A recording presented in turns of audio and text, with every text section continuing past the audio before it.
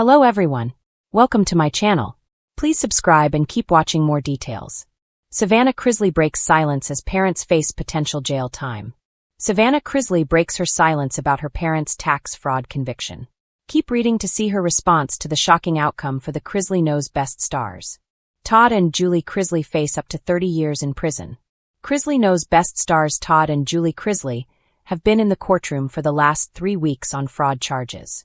The charges stem from a 2019 indictment accusing the reality stars of tax evasion and bank fraud. On Tuesday, June 7th, they were found guilty on all 12 counts.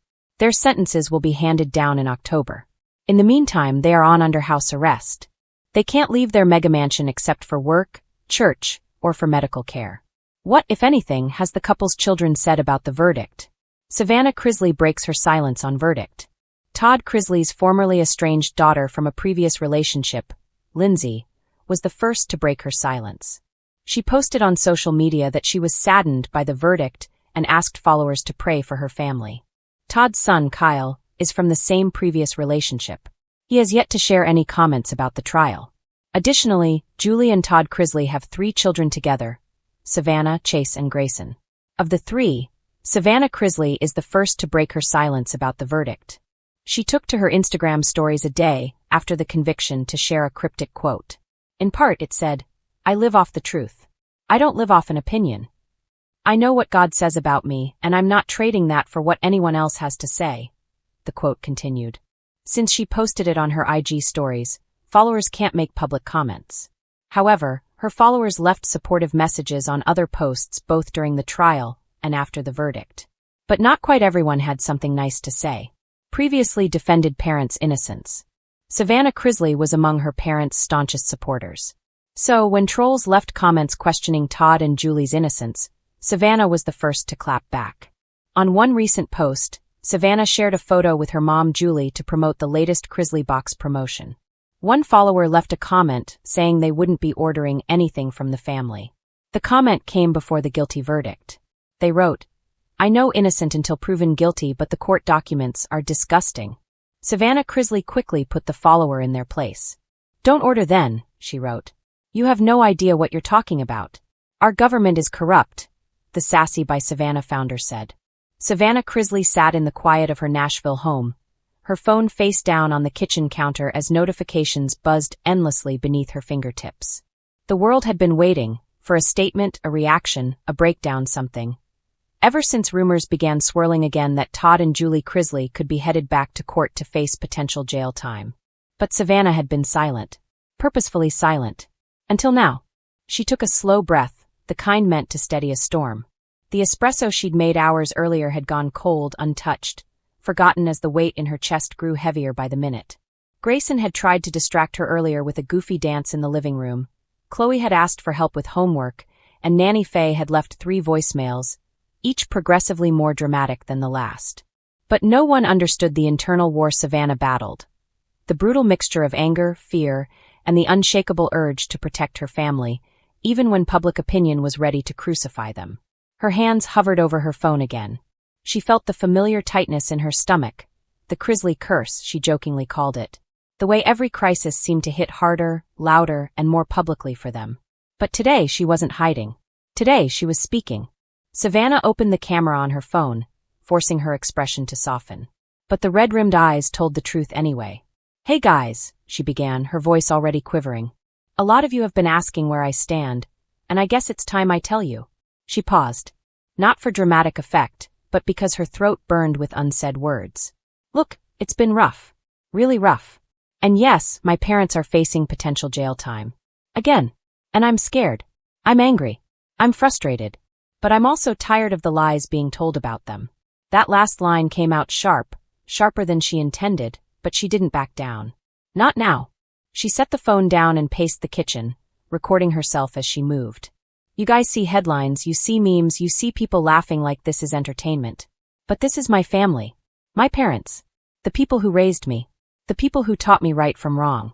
Her tone softened as she leaned against the marble counter. "I know they aren't perfect. None of us are. But the narrative being spun? It's not the full story. It never has been." The notifications from Instagram lit up her lock screen like a slot machine. DMs, comments, tags, video shares. Everyone hungry to pick apart her every syllable. Savannah wiped her face, annoyed at her own tears. I wasn't going to say anything. I really wasn't. I wanted to handle this privately. But when your whole life is public, privacy becomes a luxury you don't get anymore. As she continued speaking, somewhere between a confession and a battle cry, she felt something shift. She wasn't just defending. She was reclaiming, reframing, rewriting. For months, people have made up stories about what's coming next. Jail this, fraud that, scandal here, scandal there. And I've stayed quiet because I didn't want to feed the fire. She inhaled shakily, gripping the counter edge until her knuckles turned white. But silence starts to look like guilt. And I'm done being silent. She could almost hear her father's voice in her head. Firm, loud, dramatic as always. If you're going to speak, Savannah, speak truth. And speak from strength. And then her mother's softer echo. Let God guide your words, sweetheart. Savannah looked back into the camera, her eyes now steady. Determined. My parents are strong. They're fighters. And whatever happens next, we'll face it as a family. Not as a headline. She ended the video, but she wasn't done. Half an hour later. Not even close. The video was live. Within seconds, comments flooded in, supportive ones, hateful ones, confused ones. But Savannah didn't check them. She needed space to breathe. She stepped outside, letting the crisp Tennessee air snap her senses back into focus.